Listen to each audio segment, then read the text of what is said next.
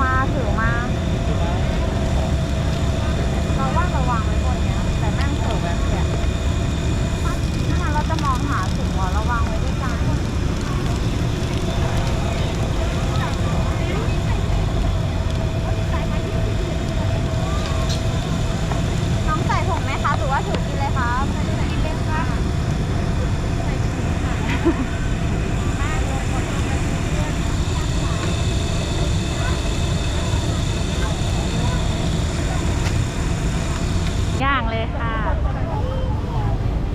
โอเคนี่เตยมันก็จอดตรงนั้นก่อนพอเตยก็ยังออกไม่ได้จอดได้เหรอไม่ออกไม่ได้กินเอาไว้เองๆนะ จ้าก็เมื่อวานเนี่ยกูไม่ อุ้ยนั่นเห็นไหมกูว่าแล้วกูบอกไอ้แรกพี่น้อง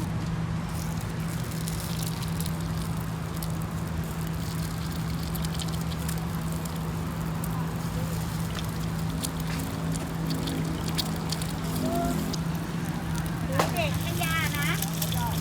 ต้องใส่หูฟังนะพี่เทสเมื่อไหร่เทส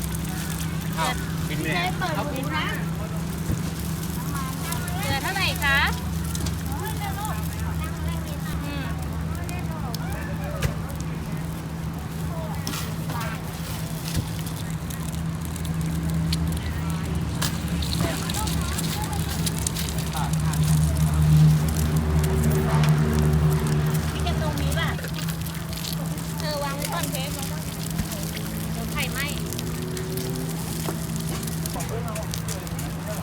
ดไม่มีที่แล้ว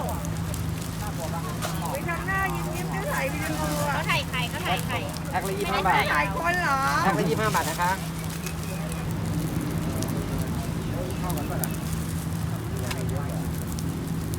แต่ต้องดูว่ามันมีกี่รสอัน เอาไหมเอาไปคืนก็ แต่ตลาดมันไม่เหมือน ไม่ตลาดมันแพงกว่าอยู่แล้ว เอาเปล่า แต่ของพี่อะเยอะกว่า ไม่เอาไปคืนเนาะ เดี๋ยวอุดใจหมด นี่เรียนอะไรลูกเป็นต้องพัก รอน้ำแข็งก่อนรอน้ำแข็งยังไม่มา นี่ต้องมาหรือว่า ไม่ได้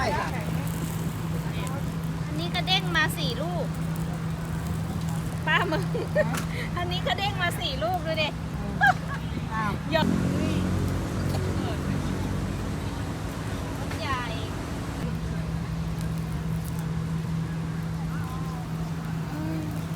เนี่ย ได้เลย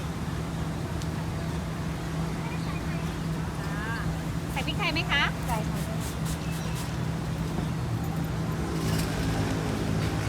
จ้าขอบคุณค่ะ เฮ้ยไหมเยอะ พริก ป่ะ ไทยด้วยเนาะ ร้อยเจ็ดเนี่ยช่วยประมูลหน่อย ค่ะ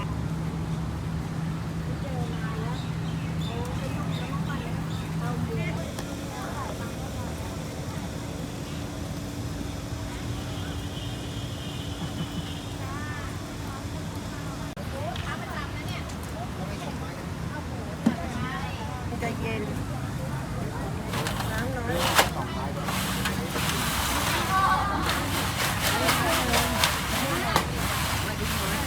ไก่ให้แค่ข้ออะเพราะเวลานั้นน้ำแข็งแล้วมันจะขึ้นมิงหน่อย แล้วก็ใส่ไปในโลร้อน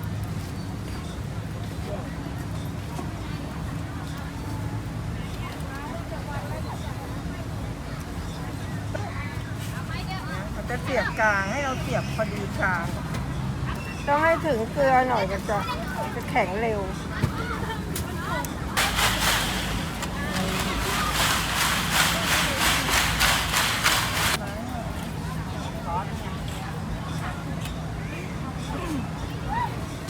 จับได้ไหมลูกจับได้ไหมมันยังแข็งไม่ค่อยนั่นเดี๋ยวมันแตก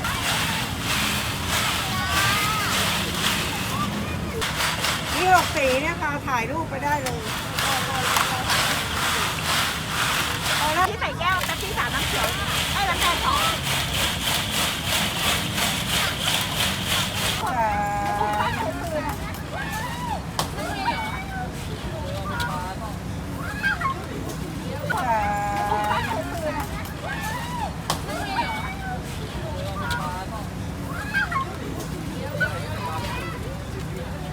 ไม้ทิ้งตรงไหนอะคะ อายุเลยนะอ่า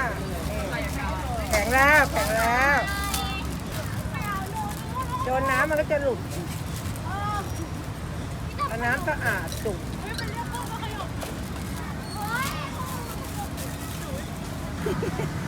สีสดใช่ไหม